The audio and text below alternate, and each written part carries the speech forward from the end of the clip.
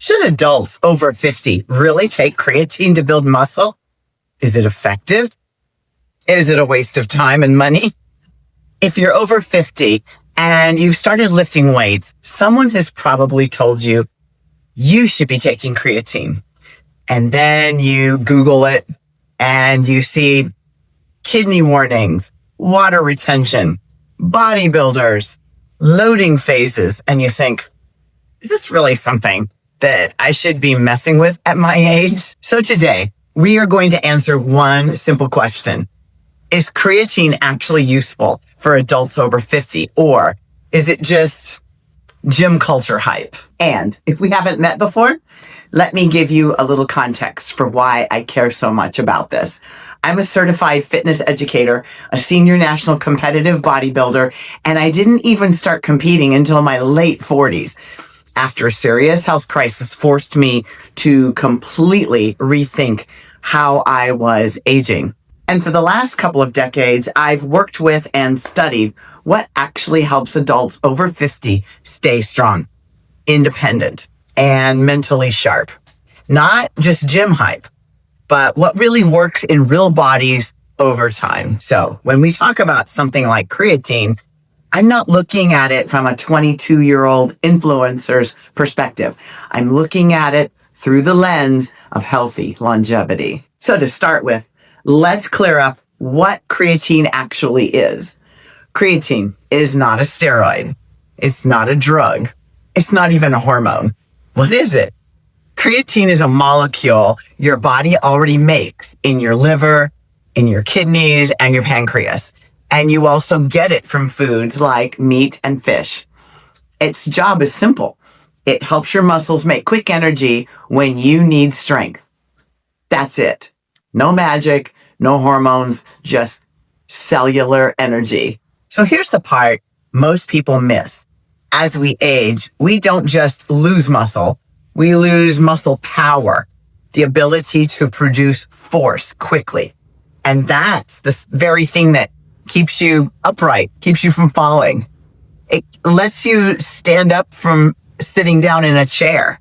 It allows you to pick heavy things up off of the floor, lifting groceries, grandchildren, and it helps to protect your joints. Creatine directly supports the energy system that fuels strength and power.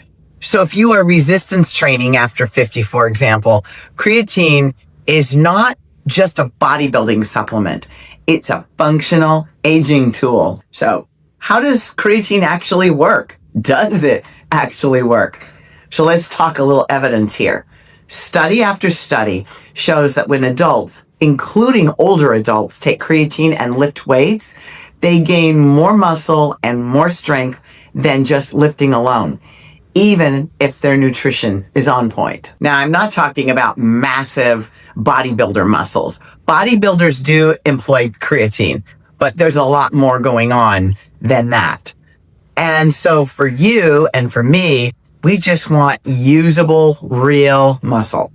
And this matters so much after 50 because we're fighting sarcopenia, the age-related muscle loss, whether we like it or not. So creatine, just by the way, does not replace training. You can't just take creatine and not lift weights and save your muscles. It actually just makes training more effective. So you just get more bang for the buck. So what about the kidneys, Janet? How safe is it to take creatine, especially after age 50? Well, this is the biggest fear that I hear whenever somebody asks me about it. That concern came from old misunderstandings and from people who already had kidney disease and happened to be taking it. In healthy adults, including older adults, creatine has been studied for decades and has shown to be safe when used appropriately. So if you have kidney disease, talk to your doctor. But if you are already generally healthy, creatine is one of the most studied and safest supplements in the fitness world. Okay, Janet, my kidneys are good, but what about the water retention and that weight gain that comes with it? What's that all about? I don't want that. So that's definitely a concern when you're trying to be lean and healthy and look good at the same time. So creatine pulls water into your muscle cells, not under your skin. So it's not like a puffy thing. It's not bloat. I guess I could sum it up. It's not a bloated feeling. That's your muscles becoming better hydrated and able to perform better, which is one of the reasons why it helps muscle tissue grow.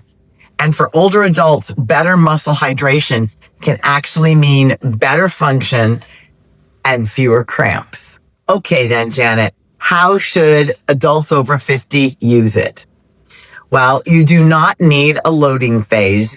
You don't need giant doses. For most adults over 50, 3 to 5 grams per day is plenty. Take it with food, drink plenty of water, and lift weights. That's it. At the end of the day, here's what I want you to hear.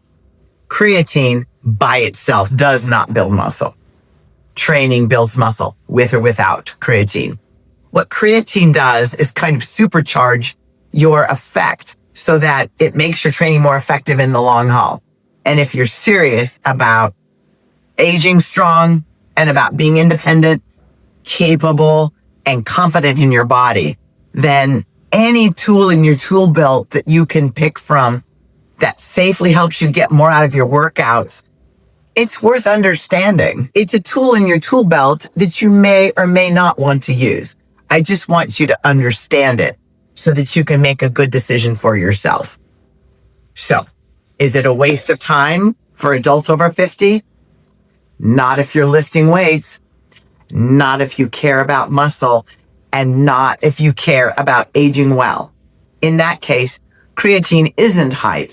It's just one of the smartest, simplest tools you can use. So, if you're over 50 and you're lifting weights, here's the real takeaway. Creatine isn't magic. It isn't hype either. And it isn't something you should be afraid of. It's simply just one more tool you can use to help your muscles do what you're asking them to do, to stay strong as you age. You don't have to use it, but now you can make the choice from a place of understanding instead of fear. And that's what this channel really is all about. Helping you to age with confidence, not confusion. If you found this discussion helpful, there's a lot more on this channel where that came from when you're ready. So until I see you next time, remember, aging is inevitable, but decay is optional.